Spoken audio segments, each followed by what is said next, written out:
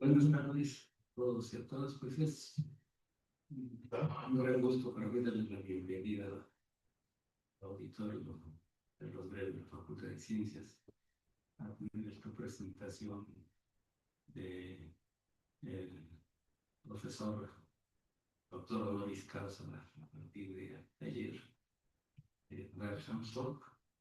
Pues me da mucho gusto poder presentar y aprovecho para disculpar al doctor Juan Carlos Hidalgo, un contratiempo y no va a poder estar con nosotros, pero está atento al evento. Let me just say that it's for the Faculty of Science member that Professor Dr. Doug Hamilton decided to deliver conference here as Faculty of Sciences. Because it's place plenty of students, and I know I have learned that he is initially and mainly professor involved in teaching and also in high quality research. Then I would like to welcome Professor Dr. Doug Hamilton to the Faculty of Sciences to deliver conference with the series Physics Across the Atlantic. I am aware that there's a long-term collaboration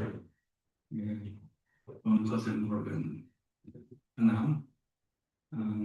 Professor Armstrong is pivotal person driving this collaboration, this internationalization of National Autonomous University of Mexico, and in this case, Faculty of Science and Center for Physics, and also Initiative of Physics.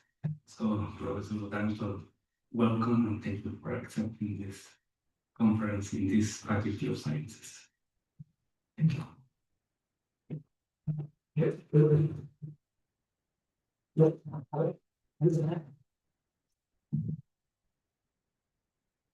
Buenas tardes, mi nombre es Remigio Cabrera del Instituto de Ciencias Físicas. Algunos de ustedes habrán recibido los correos invitándolos a la convocatoria de este intercambio. Let me say that in English. Some of you might have already received the announcement of the opening for this exchange. If not, it's coming out pretty soon.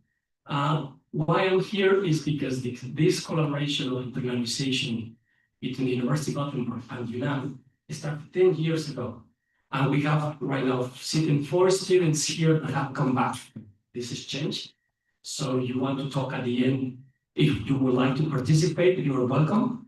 Of course, Professor Hanstorp, as you see in the title, he likes to talk about PATA. We used to call it PATA, P-A-T-A, which is the Physics Across the Atlantic. And it started as a series of conferences on Zoom between colleagues at the University of Gothenburg and colleagues here at UNAM. So this exchange after 10 years has been so fruitful that now UNAM, of course, has given Professor Hanstorp the honor of honoris causa, his second honoris causa. So you can call him Professor to the Q if you want. Without more words, please, at the end of the conference, if you have questions regarding the exchange or you would like to participate in academic research, please come and join us and discuss with us all of him.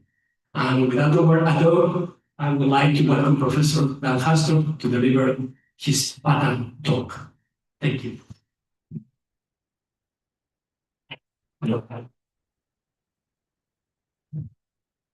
Thank you very much. Can you lower the volume a little bit?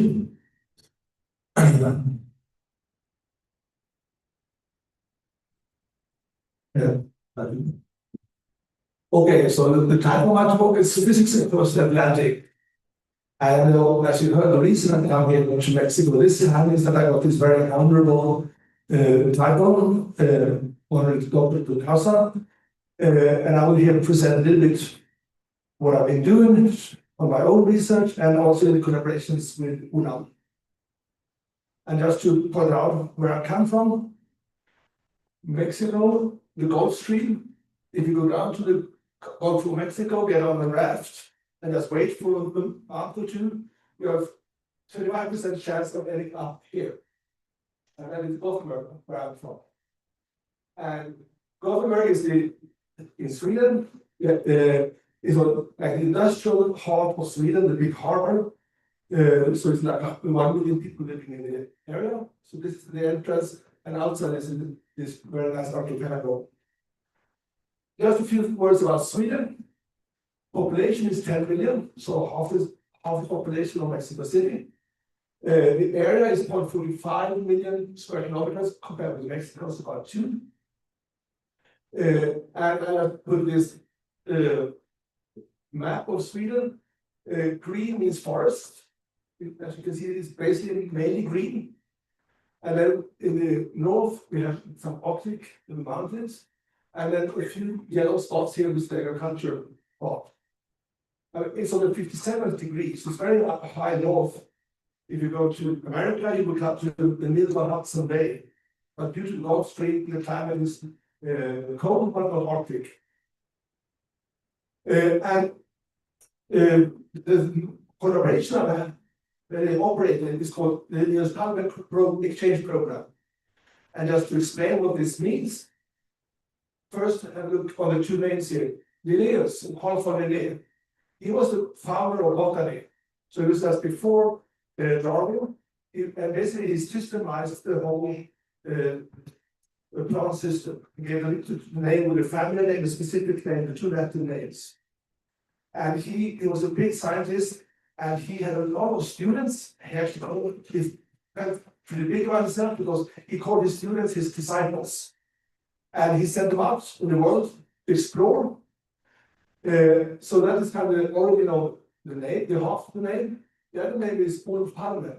He was maybe the most famous politician in Sweden. He was a social democrat, and he had a big heart for the third world. And he's had a lot of collaborations all over the world and brought a lot of people from Africa, from Latin America, from Asia to Sweden. So, and actually he visited Mexico in 1984. Tragically, he was assassinated on the street in 1986 in Stockholm. So this exchange program has two parts. Linnaeus, that means that we send out Swedish students to anywhere in the globe, and the Palme is that we bring students to Sweden. And we have been going on since 1914. And actually, I just give a very short story of how this started. In the late 90s, I worked with Dr. Alex Aguilar, who's behind the audience here. He was a scientist at ALS in Berkeley, and I came as a researcher to do experiments with him. We spent many times together and started to talk, and we saw we had a common interest in our work. So we decided to set up a program. We needed some funding, and then I saw this ad about this Linnaeus Palme program, but they didn't sponsor going from Sweden to USA. That was not part of the program. But then Alex said that I have a colleague here at UNAM, which is Professor Antonio Juarez. So they said, okay, let me set up an exchange between Gothenburg and UNAM to work on this program to work at ALS. We got the funding, and 1 year after, just when we got the funding, then basically ALS had a big shutdown in the economy, and Alex left to go to industry. So then me and Antonio started to proceed with this program. Then quite soon after, Dr. Remigio, Professor Remigio, took over the collaboration, and we've run this since 2014. So if I have to say, this is the teacher exchanges that we have within the framework of this program. So it's 5 professors from UNAM who has come to frequent visits to Gothenburg, and 11 professors from Gothenburg University have come to UNAM to take part in research.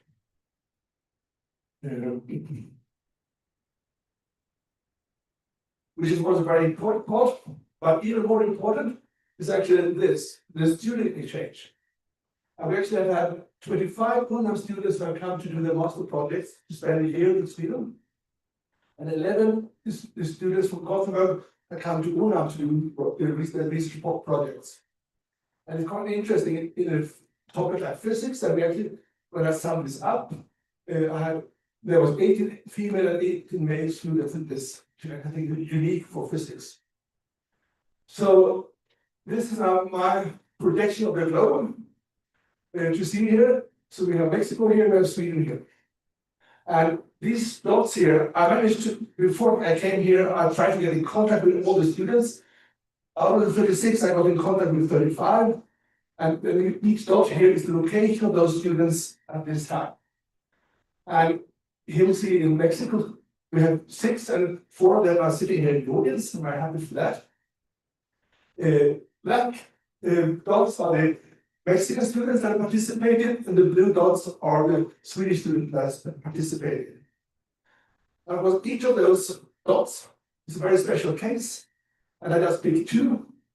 This is Israel Reboledo, and he just stated that when he sent a mail to me, the program really changed my professional personal life. I will be always grateful for the Videos Panel program. So he came to the master project. Then he got a PhD in Sweden, and now he's working at the main research institute in Sweden in metrology. And just to pick one going the other way is Amelia Andersson. She is an oceanographer firm, and she stated that opportunity to travel to Mexico really changed my career path.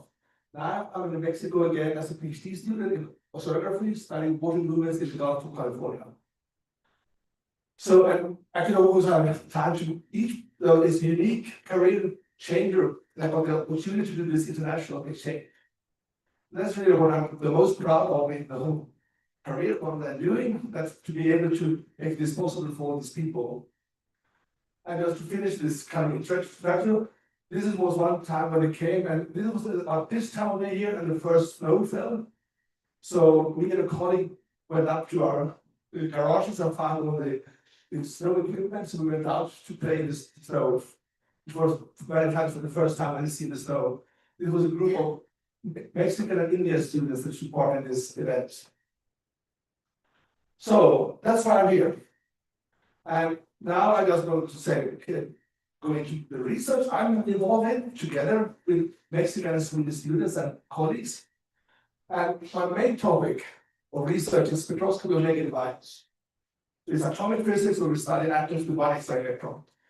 But I do also other things. And one thing is optical manipulation, basically using light to trap and move around particles. And I just want to see how this works. Yeah, so this is a small experiment. What you see is a laser beam. This is like 3 centimeters. And then we spray, and this is a bicycle lubrication oil that is falling down. And you can see there's oil drops everywhere, but you only see them when the light beam is. And if we now wait a little bit, we can see what happens. There, one oil drop hit the laser beam, and now the photon is bouncing off the droplet, and the pressure, the photon pressure is pushing up, completely compensating the gravity. So we can hold the droplet, and this oil is not evaporating, so we don't know how we can trap it. We want to go home in the evening, at least 10 hours. And of course, this can be a lot of research done using this, and we can control particles in a good way. Second topic I work with is that we have femtosecond lasers that is extremely short pulses with extremely high intensities. And here I will show you a small video. This is how to do with combustion. So this is the question when you do combustion like a diesel engine, then you inject the fuel, but then you want the fuel to atomize to be as small as possible when the ignition comes. And this has been defined, and of course, in Gothenburg always a big place, and this is a very important thing.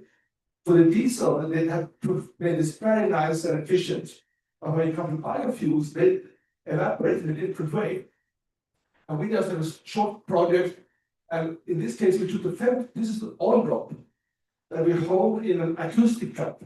So this is about 1 millimeter size. Then we focus a femtosecond beam in the center of that, the single pulse, which basically means that we boil the liquid inside the droplet.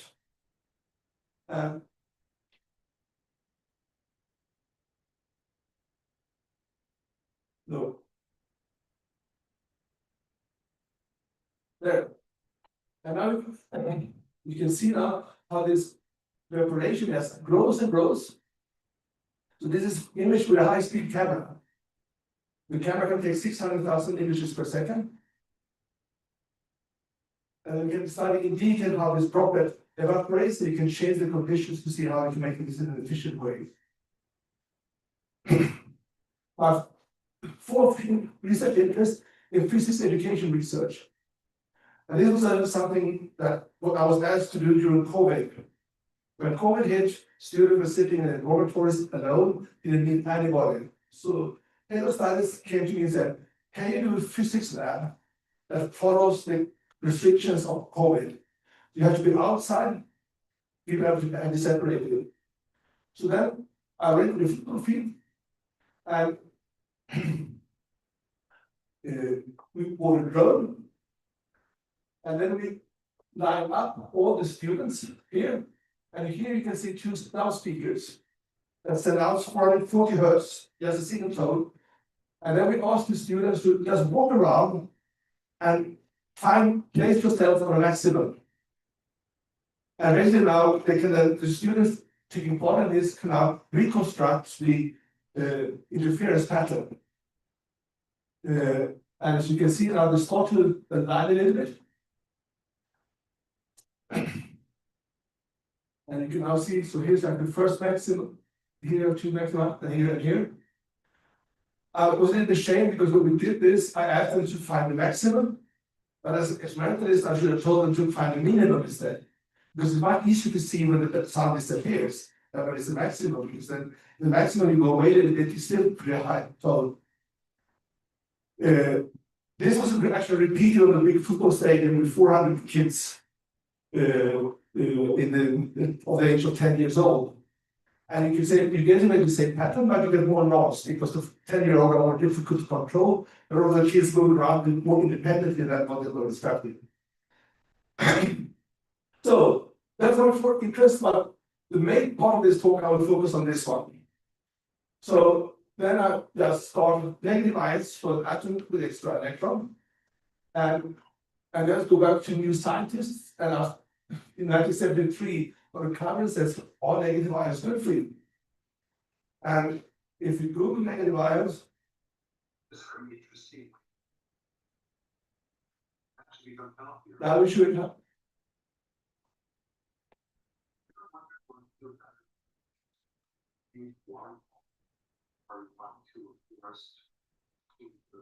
There's a common denominator with all the slides that we talked about. That would be negative ions. There are a lot more negative ions for non. I don't know if you could hear, but he said on those four places, the common denominator is there's more negative ions in the forest, in the waterfall, and in other environments. And this person claims that it should be very healthy for you. And here you can see his conclusions. That basically everything you get a better breathing, more energy, you sleep better, your mood gets better, stress goes down. It's the perfect thing. So of course, obviously, you should study negative ions. Well, now coming to from the atomic physics point of view. Okay, you have an atom here. You see, let's assume it's sodium, 10 protons, 10 electrons. This is a neutral system. And if you have an electron, there's basically no attraction. But if the electron comes close, basically the electron cloud will push to the other side. And if it's pushed to the other side, it can bind. And it can get a very not the fragile system is not bound very much. And if you compare now for an atom, you basically the outermost electron is sodium. The potential when the electron goes away is the one for R. But this basically is an induced dipole. And that will actually scale as R to the fourth power. So it's only this electrocorrelation or polarization that keeps the negative ion together. And that's the main reason why I was thinking about the interested to study. And if you then look on the energy level diagram, where a typical atom have ground state, you have a lot of excited states, and you have a series of liquid states. for a negative ion, you typically only have a single state. And this is what we call the affinity. The binding energy is about 1/10 of the binding energy of a neutral system. That makes them very unique. And actually, the potential here can actually be shown at this very simplified early in the quantum physics class. They said one of all the square world potential with finite width, which very much mimic the properties of negative ions. So they're very good model system as well. So then I say, just to see that if they are important or not. Well, if you take this, also, if I ask students, why is this sun yellow? Well, this can actually explain why built in 1939.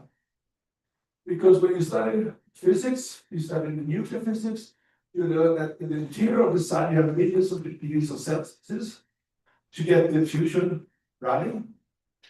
But the outside of the sun is only 5,700 Celsius. And that is the temperature we see. But the question then is, why doesn't the radiation, the black hole radiation from the interior of the million Kelvin come out? And so basically, what we see is this 5,000 Kelvin, which corresponding to that we see the visible spectrum of the sun. But the reason that it's 5,780 is actually the occurrence of H minus in the solar atmosphere. Because if I look on in the solar atmosphere, you have H2, you have H, you have a little bit of helium, you have H plus and H minus. All the other ones, H plus, helium doesn't absorb visible light. But if I look at the energy spectrum of hydrogen, you have the 30.6 eV binding of hydrogen, whereas the affinity of H minus is only 0.75 eV. Which basically means that all radiations that have wavelengths shorter than 1600 meters is absorbed by H minus. So actually what's happening is there, the radiation from here will be absorbed by H minus that recombines, and then what we see is the re-radiated from the surface of the sun. So if it wasn't for H minus, I wouldn't be standing here, you wouldn't be sitting there, because the Earth will not be habitable. Because we will get a lot of energy. And here you can see actually the absorption spectrum of H minus, where we see that all the visible lines strongly absorbed in the solar atmosphere. Okay. So then, with that I said, I think they're interested in studying. When it comes to when you want to study them, there's a little bit of a problem, because if you want to study H plus, you can say it's easy. You take hydrogen and whatever brute force, high temperature, you cannot react to produce H. It's bang and done. If you want to make H minus, well, then you have H, and then you should get an extra electron sitting there. So you have to get that sit there, but it's very loosely bound. So basically, angle disturbance will just make it go away. So it's kind of more complicated experimental, that they're difficult to make and easy to destroy before we're going to have time to study them. So with that, summarizing the introduction of negative ions, why I think we should study them? Well, I think we can have it's very good to benchmark electroconduction theory. And as I said, they are good model systems, and they appear in many environments. And just to mention, I mentioned one, the solar atmosphere. They have also been found in the atmosphere of Titan. So it's kind of astrophysics is a big thing now to search for negative ions. With that introduction, I want to start with, in detail, explain one big experiment. And that is a study we have done on the affinity electron, when we measured the electron affinity of astatine. And astatine is an element. It's the least abundant element of Earth. There is estimates of 70 milligrams in the crust of the Earth, not per ton or kilo. The total crust contains 70 milligrams. There's basically 1 atom per 100 kilo of crust of the Earth. But it's in the periodic table, and it sits down here. But basically, it's nothing has been done on that because it's extremely rare. So the properties of this element is not very well known. Because it's unstable, it decays through alpha. But there is a application, and that is that it's used in what's called targeted alpha therapy. And basically, so this is an element that is radioactive. If you put the element on an antibody, and then inject this antibody into the patients that have cancer, the antibody floats around, and the antibody is tailored to get attached to the cancer cells. And if that happens before astatine decays, then the alpha will be hitting the cancer cells selectively. And the good thing here is that the lifetime, there is one they use in medicine, has a lifetime of 12 hours, which means that it's good time for it to float around, get stuck on the cancer cell before it decays. And the radioactive product is bismuth, which is non-radioactive and non-toxic. And the other radioactive isotopes have daughters that have cause new problems if you have them. But very little known about its properties. Then I said, what I will explain is how we measure electron affinity. And this is the electron affinity of the halogens. Those four are very well known. I have actually measured a few of them. But then we have astatine. And when we started, this was the calculations made, the predictions. And you can see the scan from like 3.8 to 2.5 EV. So we look like completely unknown. So we wanted to study this element, but we cannot go out and dig it up because it's one atom in 100 kilos.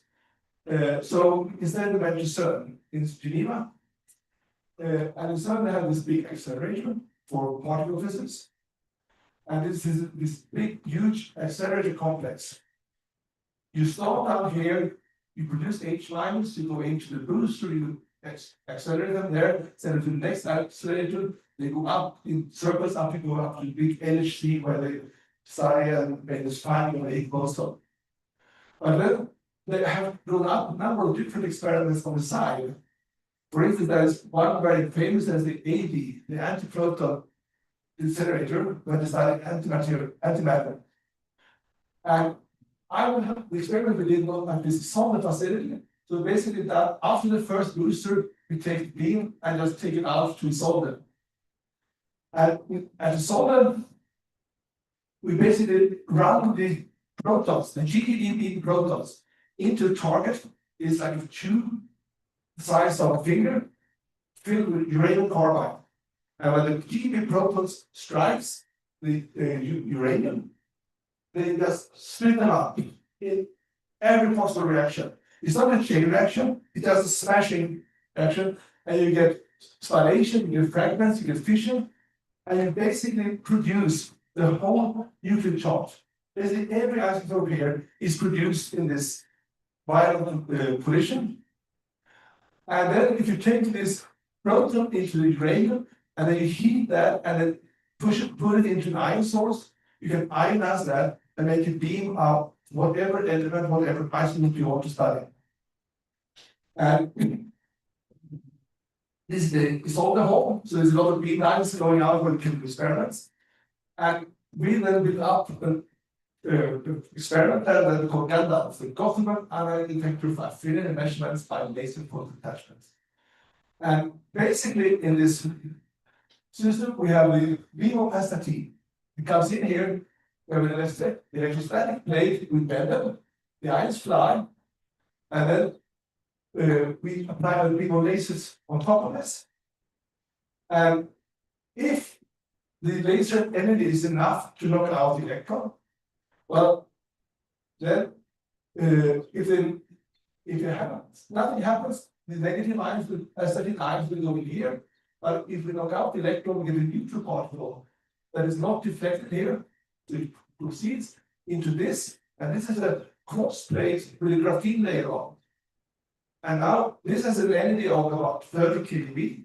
So when this particle hits the cross plate, you knock out electrons, and those electrons are bent up and detected. Then we can see that, okay, if we see electrons here, means that we have actually photo-attached the astatine. This was extremely challenging and took many years to do this experiment. And basically the big problem here is that if you look at the numbers here, for each laser pulse, basically we have about 0.01 atoms here. So basically it's normally empty, or once in a while there's, if you shoot laser pulses, in 100 we have an atom in there. But the laser pulse contains 10 to 14 photons, and all are hitting the same detector. So you really have to discriminate against a huge number of possible signals from the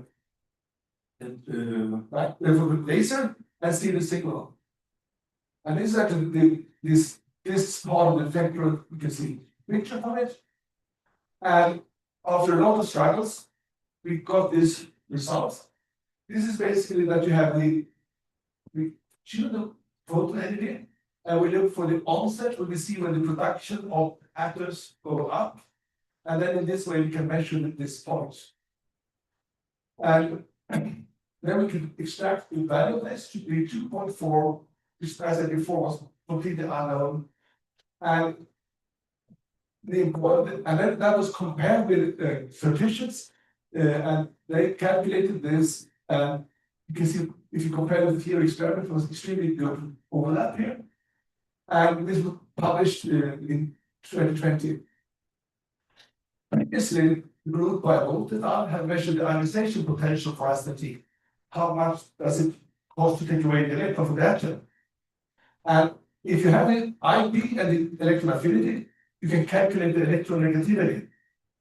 And this is for chemists like the key number for an element. Because basically, if you take two elements, I want to see what kind of bond you form, but you take the electronegativity of the two elements. If they have the same electronegativity, you get a covalent bond. If they are very different, you get an ionic bond. And this is kind of the key number for the chemists to now know how to handle this chemically. Okay, and these are the three, the David Leinbach, Julia Karls, and Alan Newman, who was the main people doing this research.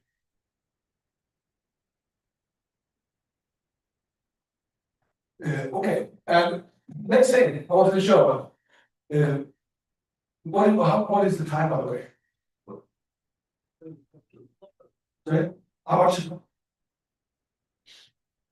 15 minutes. 15 minutes, okay. So then I just wanted to show you one other experiment how we can use this to show more the properties. This is basically for teaching. So when we teach atomic physics, you learn that you have the wave functions of the system, which is have a spatial distribution like spherical harmonics, and then you have the radar distribution. You say this is a cloud, the electrons are just around. I mean, undergraduate students have never seen this because you cannot see it. You just say that's the model we use. But if I take a negative ion and apply a photon, then what I will see is that I don't get the rate distribution, but instead I will get an electron that just goes away further and further. Which basically means that if you take an S electron, trap, and you get a photon in, you send out a P wave. And the electron cloud will be the number one. Whereas if I take a P electron in the atom and kick it out, it will come out as an S wave. And now, if you take this, if you think about having an ion beam and a laser beam, you interact, and you see, okay, now they fly out, then you basically create a sphere and it just expands. Then I just take an electric field and take this sphere and project it on a certain position sensitive detector. So we have the ion beam, the laser beam, and the position sensitive detector. And when I do that, and I want to show you here, this basically was silver. So we just have a silver negative ion. I get the photons in, and I knock out the electron. And it's high intensity, so I can get the atom to absorb 1, 2, or 3 photons. And on the screen, I see this. So this basically means that one means that one electron came up to this point, And if I zoom one more photo, I get larger edited, I get a larger sphere. But then of course, so here you see like a two-dimensional projection of the three-dimensional project. The student that did the work had a background in mathematics and said, we can do this real three-dimensional. He said, if we use tomography. So he proposed that we should do the same thing, but then take the polarization of the laser and rotate it. And if we do that, and take a picture from every direction. And if we do that, I can now show you the video showing this. And here you can see the angle, and you can see how this shape changes. And now if you just go to the medical school and take the same proceedings that we use for tomography, then we can just reproduce this and instead produce the real three-dimensional. And what you just saw here is the following. So here you actually see the wave function in three dimensionals plotted. And what this was expected, there's nothing new in research. I think it's a very nice way to show how we can illuminate and show demonstration of the wave functions of the ions. Okay, and then let's see here. No. Rather than to step over one part.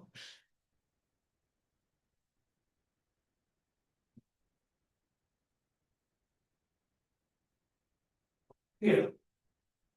Because then I just wanted to end with going back to leaving the negative ions and going back to the experiment I showed you with optical limitation.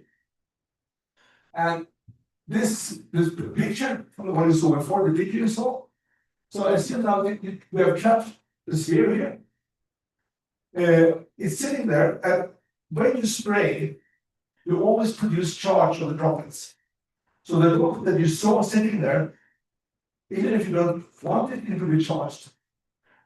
Now, if you then in this field, if you apply the electric field, then this particle will move up and find a new position of equilibrium.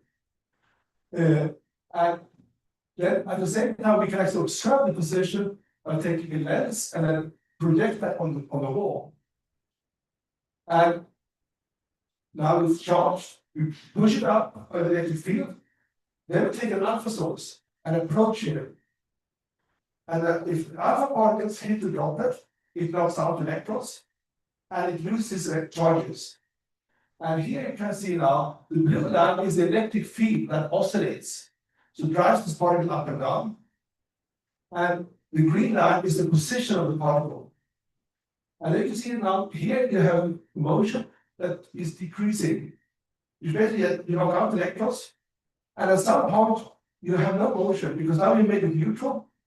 But if you continue, you knock out more electrons, and then you see you start oscillating again. And we can also see that this is we have gone from positive to negative charge because if you look here, the blue and the green is out of phase because it's a negative charge, whereas here they are in phase. So we go from negative to positive. So here we can show actually how we can interact with particles. And see, next thing. So this was done. I go back here. We want now to see, can we see the quantization here? Because the question is, how many electrons is it here? It turned out that there is about 1,000 electrons here, and about 500 here. But can we then zoom in and improve the resolution? And if we do that, you can also see this in the video, and here you can see now this is the projection. So it's one droplet, it scatters from the top and the bottom, so you get two spots in the droplet. And this, what we see on the wall, this is a simple ruler, it's a school ruler. And then each line here now corresponds to taking away a single electron. And if I'm not showing you that video, no.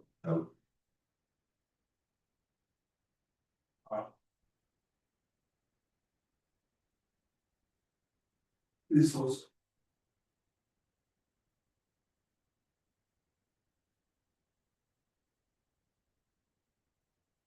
Here we go.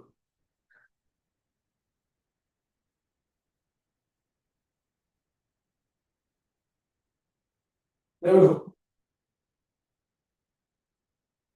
Now you can see that it jumps, and this is in real time. And you can see with your bare eyes, filled with the cell phone. And you can see how it jumps. And you can see some steps are large and some are small. And if I show it again, you might see that actually one step is actually a single step. The problem here is, of course, that we have an alpha source. And the alpha source can knock out this MEV. So the alpha source can knock out many electrons. So we have to very carefully adjust the distance to get few electrons out. So the final step of this project is going on right now. And then we're going to replace the alpha source with UV laser. And this is only a week ago that this was taken in the lab. And here you can basically see the position measured when we illuminate with UV light. And now you can see the steps here. So each step here means that a single electron is removed. And I think that's kind of extraordinary if you think about it. There's a way to demonstrate quantization of charge. And this experiment was done by one of the Erasmus students, Javier Marmolejo, and Oscar Isaacson in Gothenburg. And with that, I come to the end of the talk, and I just say, we have this collaboration, but we have more to come. This was about a year ago, 1.5 years ago, and then Dr. Maria Soleda from UNAM and Dr. Alexander Dmitry from UNAM signed a memorandum of understanding for future collaboration between our two universities. And by the way, that is the Swedish king that is overlooking this process. It was this and the state visited Mexico in 24. And with it, now up to this part about the Erasmus Plus program, at the moment we have one full coverage scholarship for master studies in Gothenburg available. So if anybody in the audience would be know it, just let me know. So basically for the next academic year, the scholarship covers all the costs, living costs, insurance, airfare, there's no tuition fee, and it's open for undergraduates in the 7th semester or above. And you should apply by the 1st of March. We're also working on a dual degree for PhD students. That's contract is just a part we sign, but we should have a program where you can sign up as a PhD student, make it part of your studies here at UNAM and part at Gothenburg University. We hope to start this also by the next year. And if you're interested in anything of this, you should contact or me. Or just come by afterwards here.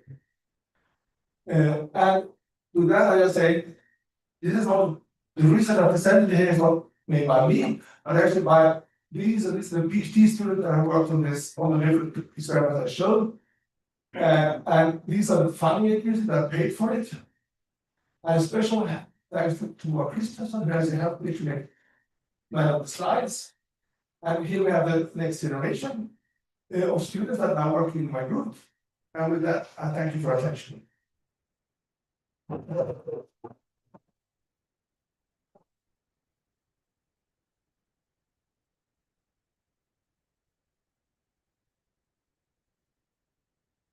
Muchas gracias, Dan. ¿Preguntas? Thanks for the excellent work and the excellent collaboration with UNAM and the support for the students. The image for the optical image of the wave function, Yeah, it was made by calculation or it was the experiment? that was the real experiment. It was the experiment. Yeah. Oh, So you see, so I can just go back to that. Let's see if I can press escape. Escape. And then just there now.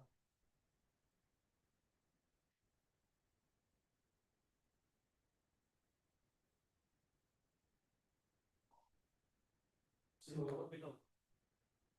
yeah. yeah. So the experiment was done. We have an ion beam of silver ions. Okay. The big stream comes here. you have an electric field.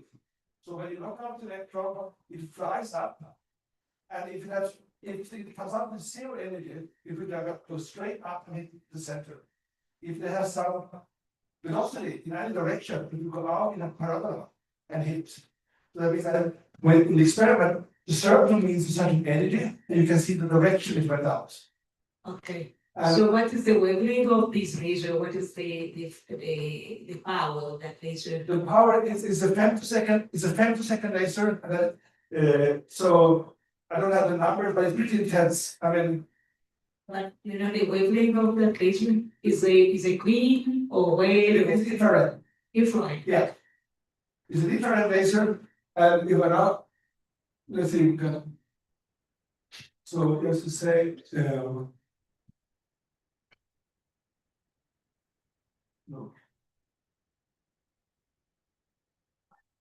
This was beautiful.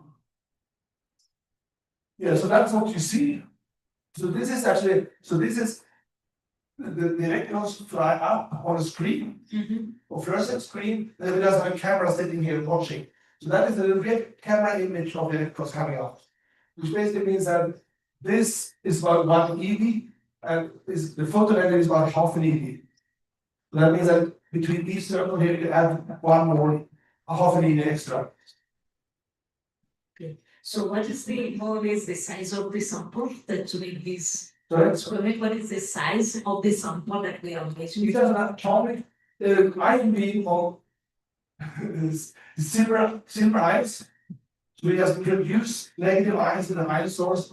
We make a beam of negative ions that fly. So it's very low density of negative ions, and then you need interacting with the laser beam. But the camera can be open, so we can see that accumulate. And then what he did was to take this picture, and then just take one picture of one direction of polarization, 33 degrees, take a new picture, and get the stack of pictures for the tomography. Okay, I see. Thank you. Any other question? You can ask about the program, you can ask about the physics, you can ask about the traveling to the Atlantic, whatever you like ask. Take advantage of Professor Hansel here. No? Yeah.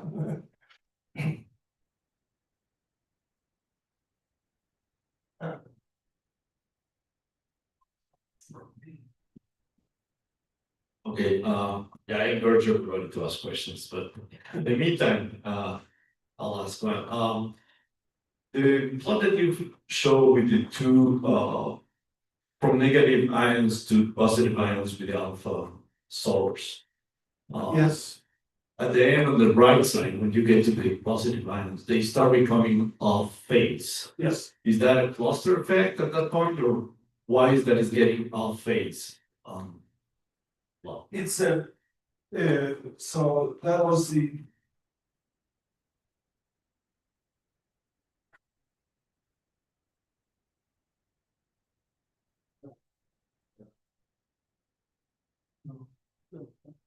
The previous one.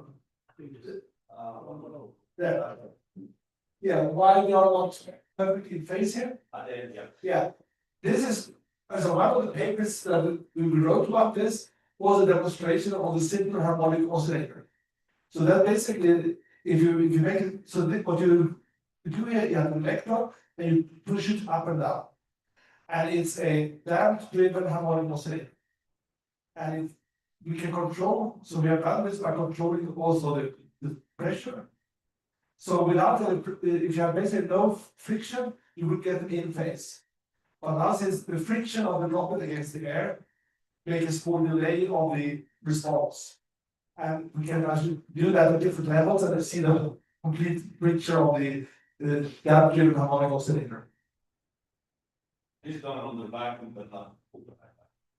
This is not the one I showed is in air. In there. But then we have done it down to 10 to the minus 3 millibar, which basically means from the part of the droplet there is no friction left. Actually, that's the thing. It's much easier to do in air because when you have when we have the laser beam here and the droplet falls down, you have potential. If you have it in vacuum, then the droplet will just jump in and jump out. So when it falls down, with the friction against the air means that when it falls into the well, it doesn't come up on the other side, and it goes down and settles in the bottom. So the air friction is needed to trap it. While you trap it, then you can pump out the air and have the air started at different pressures.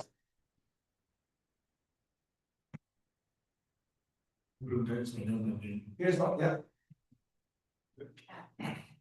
Looking at that picture, I would like to know what is the physics behind where you have this, you have the negative particle and we don't have the same phase. Yeah. And then at some time activities, they are Yes, yes, and then after some time it can come back again without this yeah. change in the phase. What is what made this change in this certain time? So the thing is that on this side, where you are completely out of phase, Yes. you have a negative charge droplet. So here you have about 500,000 extra electrons. And then with the alpha source, you take them away, which means that the amplitude of the motion goes down because the charge is less.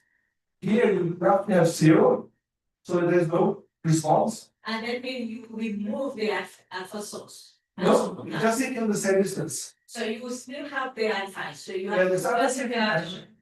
And if you just get in there, you have, and it knocks out the electron continuously. Okay. So in the beginning, you have 500 plus exact negative electrons. You lose them, they go to zero, and then you start to knock them out to make it positively charged. So that may not the function of the activity of the alpha source. So, So if you increase the activity, because the activity they give you how many particles per second. yeah, and if you increase the activity, you can do that simply by moving the alpha source closer, because then the absorption in air becomes closer. Then this will get much more rapid. Actually, the tricky thing is to be on the right distance where you get sufficient number of alphas hitting the particle, but not too rapidly. So there is no change in this gap. No. In this gap, No. if I increase the activity of the source, also putting it closer. In this case, the source is sitting on, well, we move it forward until we see that we start to see a drop. And as soon as we see the change in the number of charges, we just keep it there. And then just wait and let the alpha knock out electrons, and we see the change going from negative to positive. Any other question? If not, then I invite you to come over and talk to him in case you are shy to talk or ask questions. If you're interested in the program, let me make a clarification, and I will do it in Spanish. Si se dieron cuenta, dice que es para el grado de maestría, pero es maestría en Gotemburgo. Ustedes se les pide el 70% de la licenciatura, porque lo que hace el programa es que ustedes llegan allá a escribir una tesis de maestría, pero regresan a recibir el grado de licenciatura. Cuando se gradúen de la licenciatura, tienen la licenciatura aquí, además del certificado de maestría de Gotemburgo, lo cual les da la posibilidad de entrar a un doctorado en cualquier universidad europea. ¿Sí? Entonces, pongan atención a eso. Bueno, entonces los invito a que vengan a preguntarle, tengan dudas, la convocatoria está abierta hasta el 1 de marzo. ¿Sí? Entonces tienen tiempo para completar su 70% de créditos. Solamente hay una posición, esta vez va a ser más competitivo. So, without more, let's thank Professor Hansel for the beautiful talk.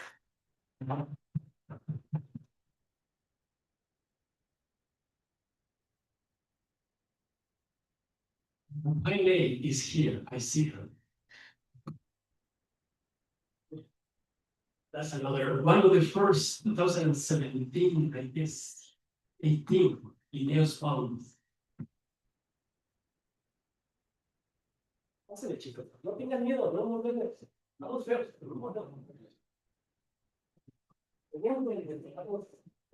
si quieren preguntarle